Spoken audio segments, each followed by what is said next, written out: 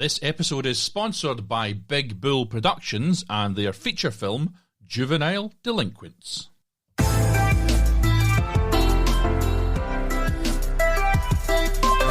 Hello and welcome back to Film Pro Productivity and Success, the podcast that helps film professionals and other creative people to live a more focused, effective and happy life. My name is Carter Ferguson and this is episode 67, Scams, Lies and Double Dealing, Part 1. So here we are at the final episodes of Season 4, and today I'll be delving into another of my Tell It Like It Is style topics, as I'm going to be talking about creative scams. That's scams that are aimed not at the general public, but specifically at those working in the creative industries. And I've got about 15 or 16 pages of notes on these scams, so I have decided to split it over two shows. In last week's show, I chatted with a very good friend of mine, marketing and social media expert Gillian Dick of the Go-To agency in Glasgow, about marketing, or more specifically personal branding, which I didn't know very much about at all, and now I do, and how to go about doing that. And in the past, I've got to be honest, marketing and promotion always felt to me somehow unimportant in the world of arts and theatre and film, and something that I just really had no interest in or no passion for. But as time has gone on, I've begun to realise that if we can't get our product out there, whether it be a short film, a podcast, a piece of art, even more importantly, our own selves, which is personal branding, into the marketplace and into the minds of the people who will buy from us or employ us or consume our free content even, then we are doing ourselves a great disservice. Gillian gives an absolute mass of incredible advice on this topic, and if you want to do yourself a favour, then you really must go back and check it out. It's split over two episodes, it's about an hour and a half's worth of content, and it's absolutely gold dust. Today, though, as I said before, I am going to shine a light on a few of the scams that I have either fallen into myself, fallen for effectively, or that others have told me about, in order that you can have a heightened awareness of them and avoid the same sort of thing in future. Now, some of these scams target specifically actors, some of them target filmmakers, some of them target people who are just nice people. But I would say listen to the whole thing, because something that is currently used to target, say, an actor might adapt and reappear in your own industry if you're working in theatre or film or any other area of the arts. These things tend to change and adapt and target new, I was going to call them audiences, but new victims, I think is the correct terminology here, once they've been sussed out in one area. So although there's stuff within this episode that you might not think is relevant to you specifically, I would suggest that you listen to the whole thing, both episodes, in fact. It was the heart of any scam or fiddle. Keep the punter uncertain, or if he is certain, make him certain of the wrong thing. Terry Pratchett, unquote. I was once invited to collaborate on a project by a colleague and a friend that I'd worked with many, many times before. And in those previous projects, either I'd set them up and invited them on board, or vice versa. And as things went on with the projects, we had shared the costs for them really entirely from our own pockets. They were, in effect, zero-budget creative projects made for a bit of fun when we had quiet periods in our businesses, but we took them very seriously, did our best to make them high quality, and they were generally very well received. And I want to clarify here that I'm not talking about the associate that I made the short films Dead End, Dead Drop and Dead Ringer with, which were all very successful, but I am talking about someone who at that time I regarded as a friend. If you want to know who I am actually talking about, then maybe I'll tell you in private somewhere down the line. But like all of the other stories that I'm going to relate in these episodes, I am not going to publicly name names. If I was to go down that road, it would really only lead to trouble, and I don't want to poke the sleeping bear, as they say, or bears, as I proceed with this show. I don't want to cause bother for myself or for the other people who have contributed their stories to this show. So I'm not going to be naming any names within it, okay?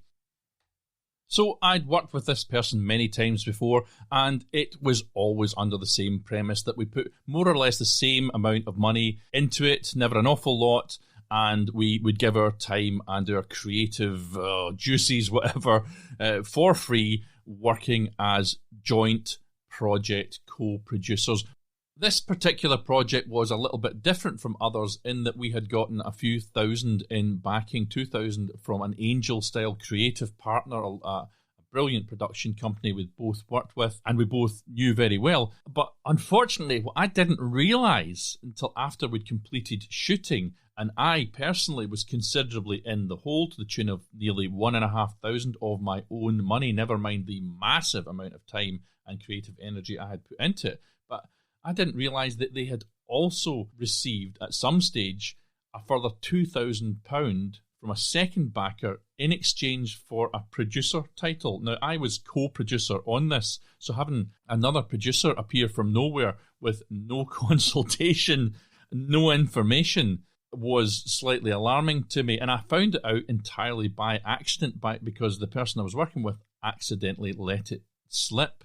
So they were actually receiving, as I remember it anyway, 4,500 for us to do this project, which we would normally have had little or no budget for. And that sounds fantastic, yeah?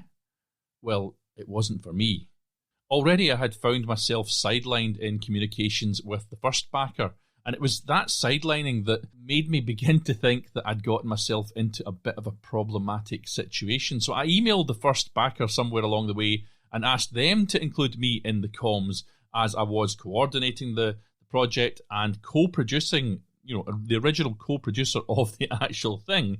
But this just infuriated my fellow collaborator. Now, please note, as I say again, I'd worked for this person many times before, and I didn't actually take that much action as this was going along, as I thought them to be fair, but also to have a bit of a volatile personality, if I'm honest. And I kind of, at this point, was just confused as to what was going on. This was not clear to me where this was heading. I just didn't have enough information to follow what I was getting into or what I'd already gotten myself into. And what I can say, looking back, is that controlling the narrative and the flow of direct information was very important in this kind of bait and switch scheme that I found myself in. So having me circumvent communications was clearly not going to be allowed to happen. And I say clearly now, but at the time, I was really mostly just baffled. I didn't have a clue what was going on. I was on the back foot all the time because that's where they wanted me to be. Now, shutting collaborators out of communications is a manipulation technique which I talk about in my Bad Collaborations episode, Collabo Haters as I call them. So go back and have a listen to that show if you want to know more about all that. That is a common problem, and effectively that heads well and truly into scam area like I'm talking about here. It's episode 20, I believe. So anyway, there I was with £1,500 of my own money in a project co-produced with this supposed friend, expecting, not undeservedly expecting, to see some or perhaps all of it back from the funds that had been raised to put the thing together. The trouble is, and this is why you must have a collaboration agreement, even if you've never had one before and you've worked with them several times like I did, but the trouble I had in this situation is that they kept the whole 4,500 for themselves. Yes, using it to fund the film, but also for their own upkeep, camera kit and stuff that was getting bought that they kept. And I never saw a penny of my money back. So that project had, in effect, about 6,000 going into it. I never saw any of my money returned. I was left with nothing. After a month and a half of my life spent on this project, probably a little bit more, I realised that I had been had and that I had to get out of it. And as I'd put all of the agreements in their name, I also realised I didn't have a leg to stand on. So they got this project made by paying no one, and yet they received what was, in effect, a fee for their involvement and walked away with full ownership over it. And this broke the cardinal sin for me of low-budget filmmaking. Either everyone gets paid or no one does. And I'll talk more about doing stuff for no pay a little bit later on. Given so much to a project with no expectation of ownership, then being disrespected, used and abused, and believe me, I was abused in this one as well. I'm not going into it in detail, but the whole thing left me feeling right royally shafted. As I say, there's more to this story which made me walk away before completion, but I think that the details of the financial skullduggery that I experienced may be enough to make this lesson hit home. My question is, though, was I scammed here or just tricked? I certainly feel like I was scammed. I went into it without asking the questions I usually would because I already knew and trusted the person I was working with. But does that mean that this is partly my own fault? I think that it probably does, to be honest. I could have been more on it. I should have been more on it. I think politeness largely held me back from asking questions. Trying to avoid confrontations meant that I stayed there longer than I should have. And as I'd always dealt with the financials on all of the previous projects, and on this particular one, I was getting shut out of them. I really should have seen this coming, and I didn't. The lesson, or the proverb, if you prefer, that you can take from that experience that I had is as follows, or one of the lessons is as follows. Never trust anyone who cuts you out of communications, as you are either getting talked about or lied to, or almost certainly both. And as I think about it, there's another lesson in there about politeness, which is one of my key values or core values, politeness and respect. And it's, if you act like a doormat, people will walk all over you.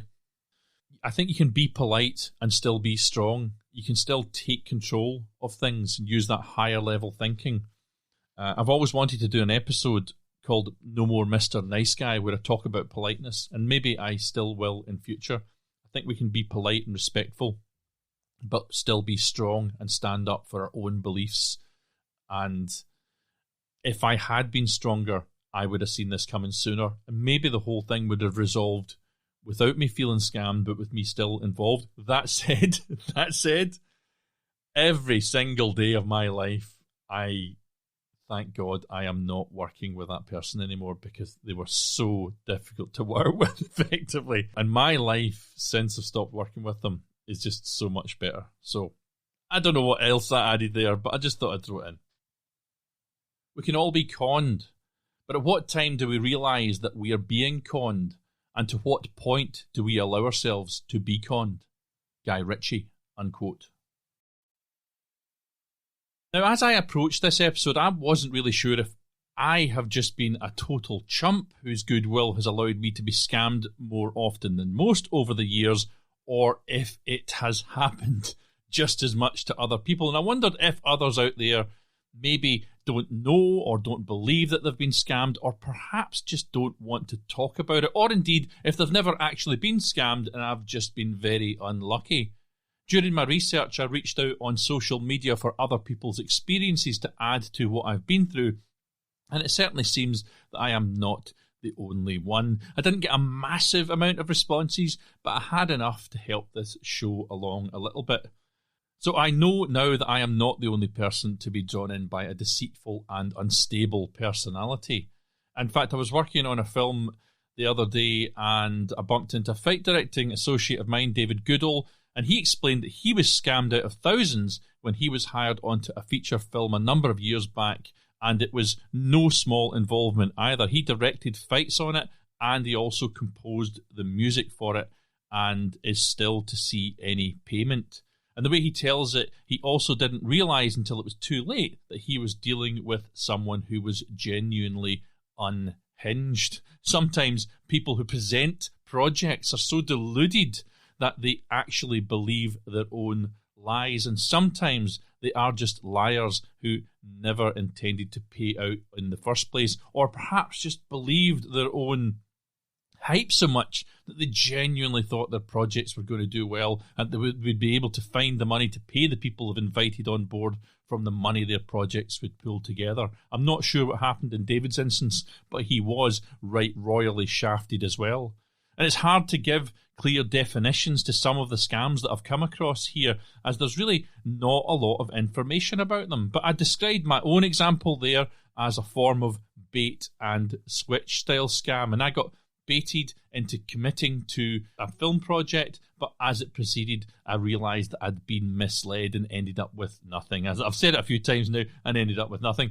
A lot of these scams use disinformation, that is incorrect or misleading information, to cheat you out of your time, your creative energy, and or your money. And so, as it's quite broad and likely the most common sort of deception that you might face, certainly it was part of the bait and switch scam that I found myself embroiled in as well. Now, a small example of a scam designed to mislead you was highlighted for me by a Scotland-based makeup artist that gave up her time to a photographer in a TFP, or time for prints agreement. Now, giving up your time to get high-quality content for your own use, your own showreel or whatever, is not uncommon in itself, and is definitely not a scam in itself. But not receiving any prints of the work that you have done, or only receiving a single photograph, which was what happened in this instance, definitely is misleading, and I would go as far as to say fraudulent. You know, giving up your whole day to do makeup for a series of models that are photographed, and to receive a single print at the end of a day's work. Does that sound fair to you? I'm sure that makeup artist didn't go into it with that understanding.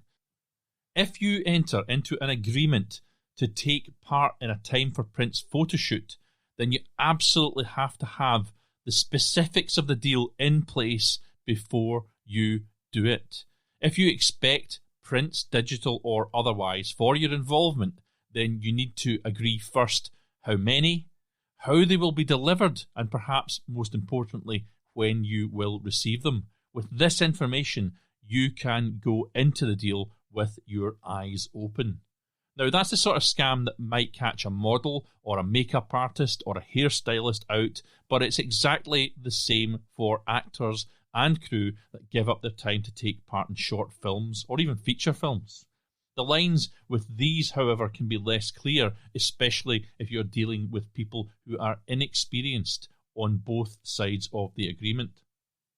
And I'll very often help filmmakers myself for free, and in turn I've had people come in several times to help me on my own projects for free. I know it's a bit of a joke to say for exposure, as you can't pay your bills with exposure, but at the same time I did have to start somewhere, and for a time, a number of years, I worked on people's films and theatre shows for little or nothing sometimes, just to get the experience. And that experience can't be undervalued. I know that many people listening might feel their temperature start to boil over this, but I believe that you should be willing, especially if you're just starting out, you should be willing to work on occasion for free. Not just for exposure, which is a joke, particularly if the film you do is absolute garbage, which many low budgets are, but because you will gain experience as you do so.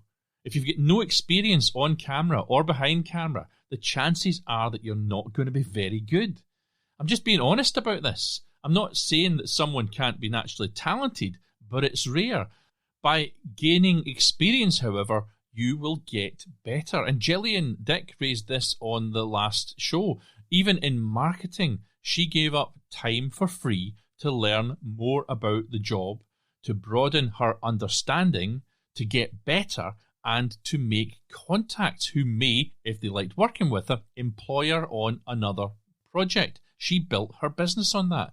And this happened for me too. For years and years, I worked for not a lot or for nothing on people's projects for free. And even now, if a project appeals to me and I have got the spare time, I still help as many local filmmakers as I can.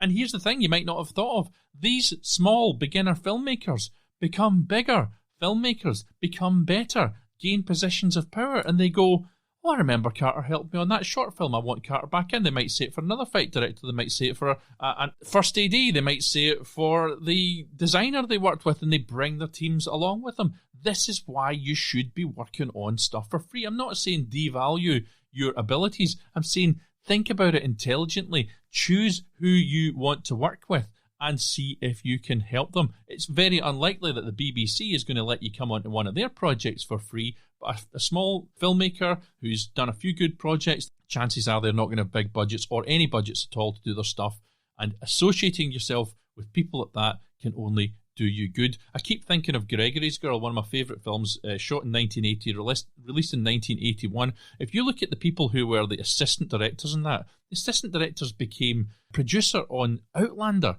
Another assistant director became head of, was it STV drama, Scottish Television's drama. These people in small roles became very important later. Use this intelligence, use your high-level thinking if you're just starting out. Don't sit on a high horse and say, I'm not doing work for free because I'm better than that, because the thing is you'll still be sitting there in 5 years or 10 years with no experience behind you. My point is that if you agree to work in a short film for little or nothing, then that is okay. If you feel that you're above that and that it somehow devalues your skill set, then just say no. But whatever you do, don't agree to it, then moan about it afterwards. And believe you me, that happens.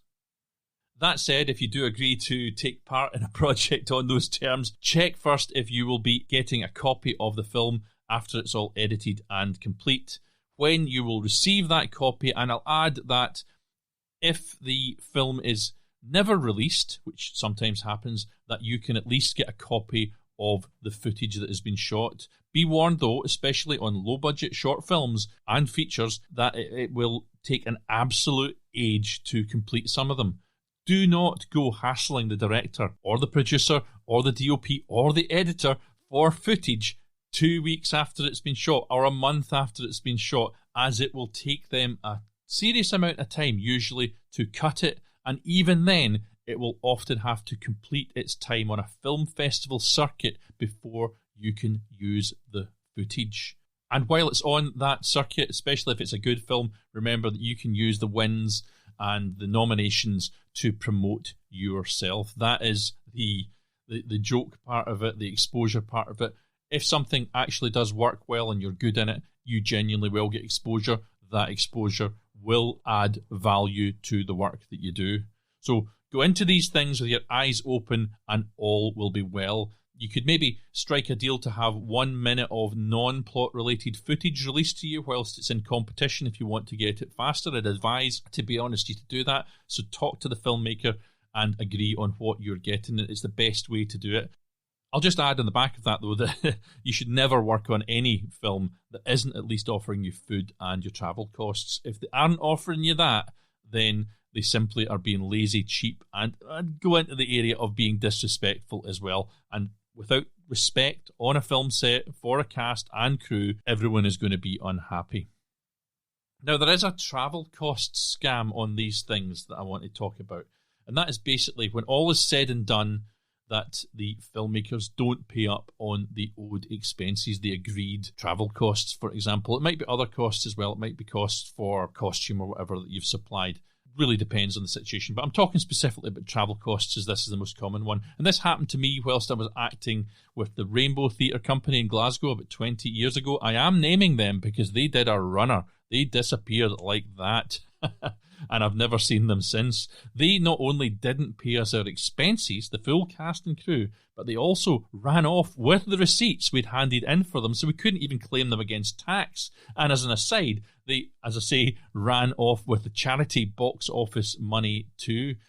We were contacted by the charity after the production who explained that not only did they not have any money, but that they'd not asked that theatre company to do the show on their behalf either. This was maybe 5 weeks from start to finish in this scam, and there's a few lessons from it too. If you are an actor approached to get involved in any project, I'd say 1, check who you are talking to, get a point of contact, get their number, get their email address. You can get an address as well, full address. 2, what is their previous work like? If it's crap, that's a sign to dodge it, right? This is politeness stops you doing it. This is a big lesson I learned as an actor. I did a lot of short films because I wanted to get experience, like I'm saying, for free. And Most of them I couldn't use a scrap of footage from. Some I didn't get footage at all from when I'm in my younger days.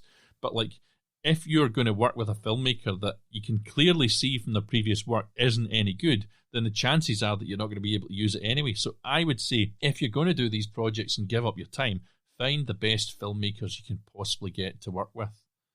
4, if you're giving your time for free, what are you getting out of it exactly? Are you getting footage? Are you getting stills? Are you going to get your travel costs? Also, 5, when are you going to get this stuff? And 6, when exactly will you receive your expenses? I'd expect to have them myself on the day or certainly within a couple of weeks of filming. Do you give them receipts or is it a flat fee to cover costs?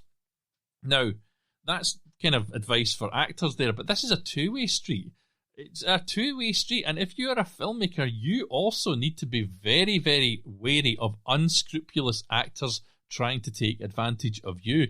If an actor can't provide a filmmaker with a receipt for this 26 quid taxi they got, apparently, then it's a perfectly reasonable situation not to pay them their travel. It's a fair trade. All they need to do is provide you with a receipt, and then you give them the money for that receipt. And I do know of a filmmaker who had an actor approach him at least a year, possibly more than a year, after the completion of the film and ask them for their travel money. Not only is this way too late, but the actor wanted £200 for travel costs, which was way beyond what would have been reasonable and some 10 times what the most expensive of the other actors had requested.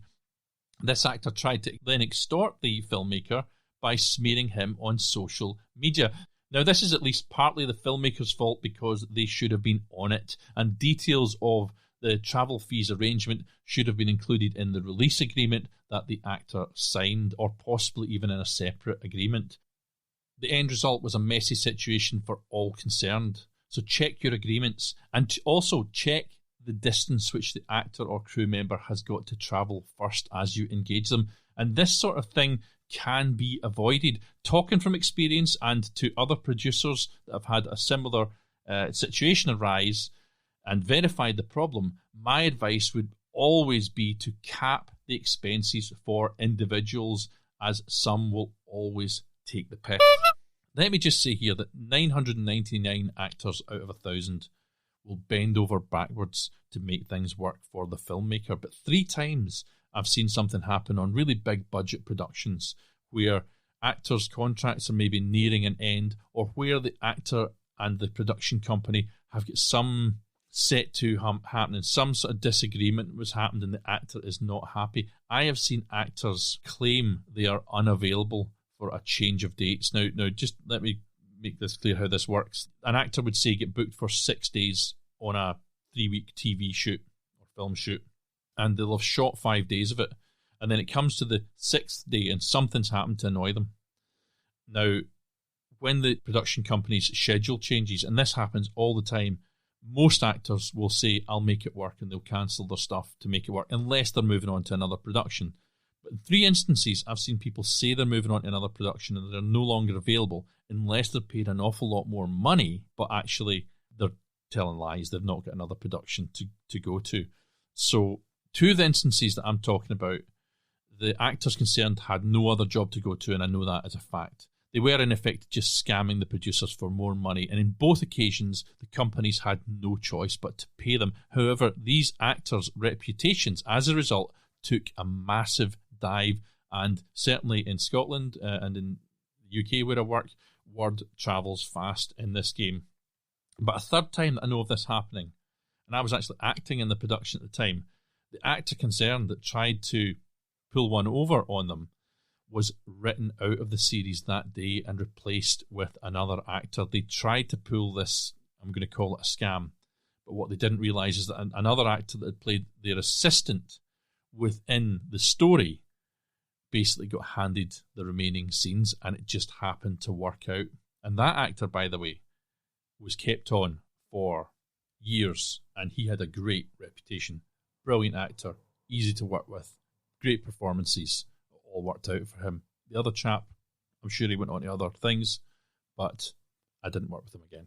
That's just a little parable there with lessons for both the actors and filmmakers that are listening to this show. Now, one big scam that targets actors specifically, and I think more specifically extras, is that of paying to be part of what I would call a half-legit agency. In my opinion, and I do have friends that run agencies, and I don't know what their fee structure is, etc., but I think they're legit.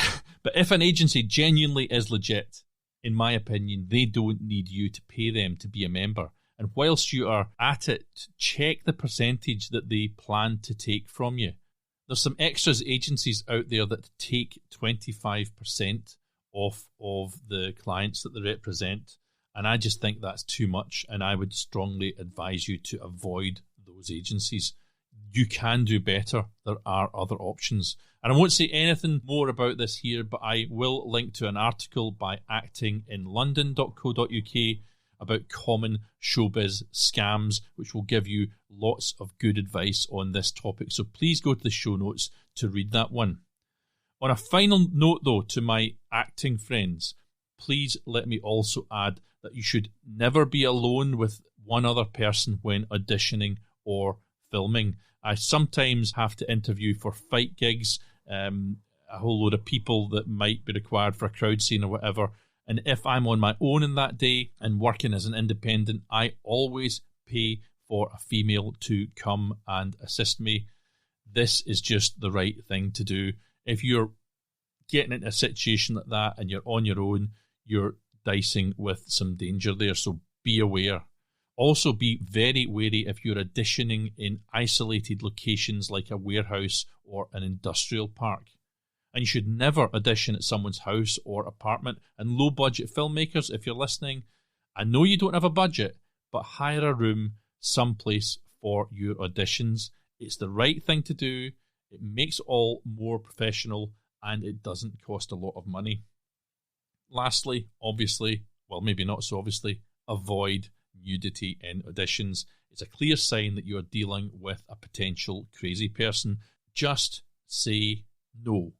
Unless, of course, this is your 10th edition organised by your agent for a long-running Netflix series and it's all been pre-agreed. Then, maybe you can consider it. There is no doubt that the internet brims with spamming, scamming and identity fraud. Having somebody wipe your hard drive or bank account has never been easier, and the tools for committing electronic mischief on your enemies are cheap and widely accessible.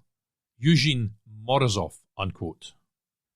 My next warning is to watch out for and beware of fake accounts on social media. It's well worth reviewing your followers' profiles as they come in with social media, and certainly before you just automatically follow them back. If they are suspicious looking, then block them.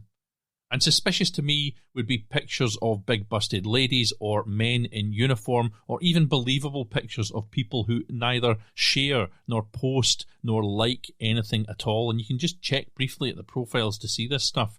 These robot profiles, these bots, will typically follow hundreds of people but only have a few followers themselves. They might be new accounts, but not always. More sophisticated scammers actually have historical accounts that have been sitting there for 2 or 3 years and can at a very brief glance appear real. And the reason that you want to dodge these is that once they are friends with you, they can send you direct messages, and these can lead you unawares to phishing sites or worse. These are sites that seek to steal your financial information or your login codes, etc. And I received a message today, in fact, from someone that had got through my scammer net on Twitter. They were called Steve, and they had the hashtags scriptwriter and filmmaker on their profile, and they did look legit. But they messaged me to say, please copy paste this link for your security. And then there was a link which was to a hidden account. So that was a disguised link. Again, they can make a link appear as one thing, but when you click it, it takes you somewhere else. But needless to say, I did not click it, and neither should you. These are straight scams aimed at us, people who work in the creative industries, so you must avoid them. And there's similar scams out there which involve catfishing.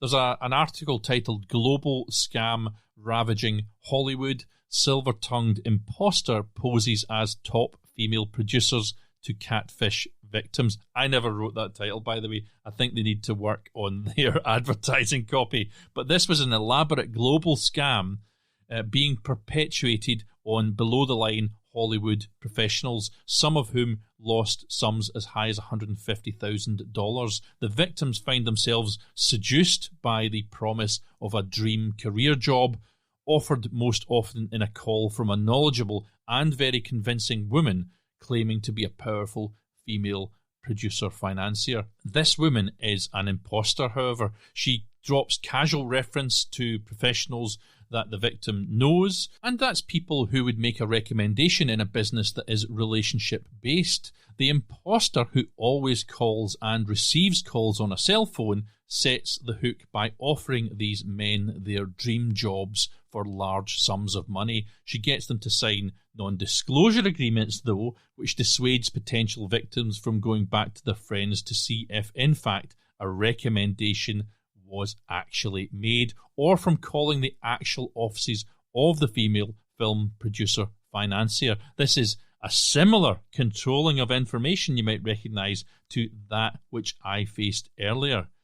I can't cover the full scam here, it would need an episode all of its own, but it involved shady wire transfer that take days to clear, and the victims having to pay out from their own finances in the interim. And there are variations to this scam, but the playbook is remarkably consistent, this article says, in that it begins with a call from a wealthy female producer who, over a series of calls, builds a personal relationship but sets the hook with irresistible bait. A dream job that could be a major stepping stone in a career. The scam is made more believable by the use of name-dropping and has a lot of very intelligent people fooled.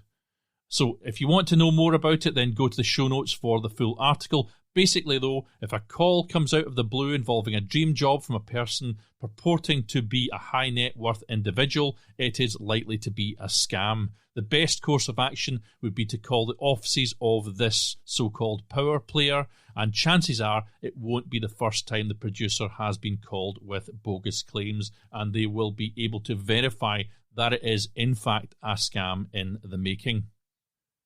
Well, as you can tell, as this goes on, this is quite a big episode. We're nearing the end of it now, but I've been working on it for quite a while, and I've just received, while I'm working on it, a text from a fake HSBC account asking me to click a link. This is a text alert on my phone.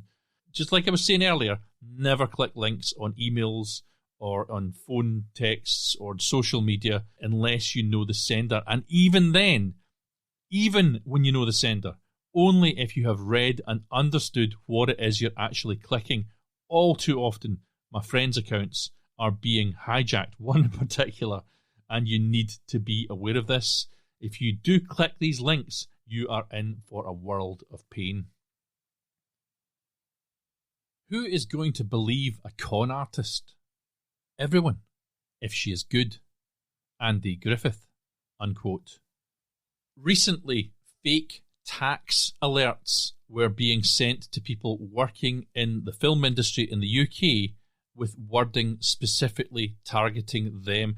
These were texts sent to people's phones, but they were all fake. And they later escalated, if you interacted with them, to automated phone scams, saying that you had missed a deadline for your tax and you were going to get into trouble if you didn't pay up now. Never, ever trust this sort of message. Got it? Gillian, when she was on last week, told me about another online scam just before we started recording the episode. Although perhaps not specific to creatives, I have certainly seen similar scams do this. She was working with a company and they were raising money for charity. They became aware, however, that someone else had built a fake account and was diverting money to a fake GoFundMe page using the original images and promotional materials that Gillian had put together. You must verify everything you can, as it is a virtual nightmare out there at the moment. Remember too that when a scammer gets your financial details, that they have you by the proverbials. Julian Koski talked a few episodes ago about a password protection app that's well worth a look, so go back and check that one out.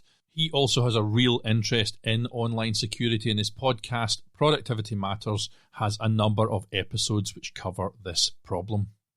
And with that, I'm going to end part one of this two-part scams episode. If you want to hear the rest, where I will discuss hijackers, liars, plagiarism, predatory sales agents, shady film festivals, and the bankrupt reboot scam, then part two is available right now. I just didn't want to roll out an outrageously long episode on this topic. So in part two, I will also lay out some ground rules that will help you to avoid scams as they come your way.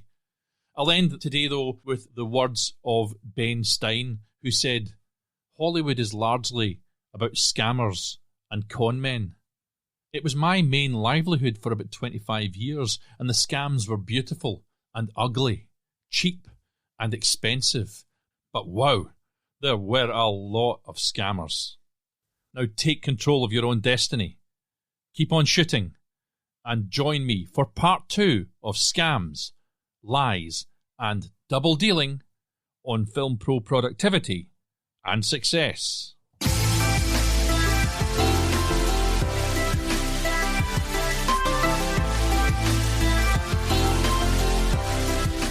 The music that you can hear right now is Adventures by Ehimitsu. You can view the show notes for this episode on the official website filmproproductivity.com. You can follow my personal account on Twitter and Instagram at fight_director, or follow the show on Twitter at FilmProProdPod, or on Facebook at FilmProProductivity. Please support the show by subscribing, spreading the word, and leaving an awesome review.